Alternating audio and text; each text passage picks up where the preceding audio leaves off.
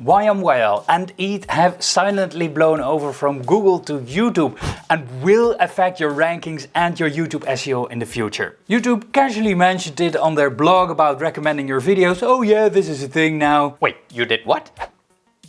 So what is EAT and YMYL? EAT stands for expertise, authoritativeness and trustworthiness. In other words, does the creator have the credentials to talk about what they talk about? YMYL stands for your money, your life. Your money could be, for example, stock trading, financing, crypto, making money online, debt, gambling. Your life can be news, politics, law, computer hacking and your health. Regretfully for our YouTube SEO, Google is super vague about what they exactly look at. In the blog post they link a 175-page super boring quality raters guideline that applies to websites but not to YouTube. The idea behind quality raters is that human raters rate the quality of content. Google adjusts their algorithms based on the data so it can serve more quality content to users.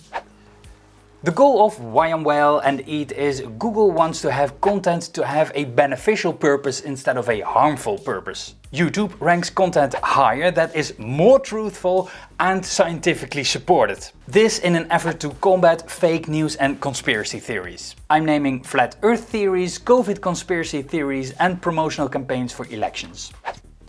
What can you do as a creator to establish EAT? In the rater guideline, Google talks about what makes people to trust a source. First and foremost, it should be clear who the author of the content is, and that can be an individual or a company. Regretfully, the document doesn't specify how these rater guidelines apply to YouTube, but if I would translate these guidelines, I would say add your experiences to the about page of your YouTube channel because Google talks specifically about about pages for websites. Add an email address for business inquiries to the about page of your YouTube channel because Google talks specifically about contact forms on websites.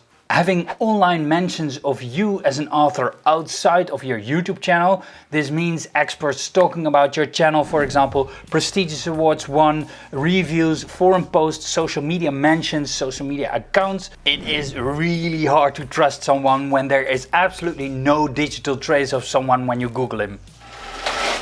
Does your content show that you invested a significant amount of time, effort, talent or skill into making the content? Ripping off content that is made by somebody else or computer generated content does not qualify. Be aware that it doesn't help that you don't show your face or use your voice, especially in Y.M.Y.L niches. If you've got value so far, then please tickle that like button a bit so YouTube will promote the video to more people. You can be authoritative with your real name or with a pseudonym. Dexxter Clark is my real name, it's my DJ name under which I started my DJ channel. I didn't change it because I saw EAT coming to YouTube because it was already a thing on Google. And my previous experience with my DJ channel gives me credibility to talk about what I'm talking about today. There are experts of all types. Expertise doesn't always mean that you have to have a diploma. A mother is an expert in the field of raising children. In the same way, a humor or a gossip channel can have expertise too. A topic like health is super Y.M.Y.L. If you are a cancer patient and you share experiences of a certain cancer treatment and how you cope with that, you are an expert in that field. But if you are going to advise people on what medicines to take and what cancer treatments to take, you can't do that. You have to be a licensed doctor for that. But there is an algorithm update that will affect your rankings even more. I'll explain all the details in the video over here. I constantly keep an eye out for more algorithm updates, so subscribe if you want to be kept in the loop.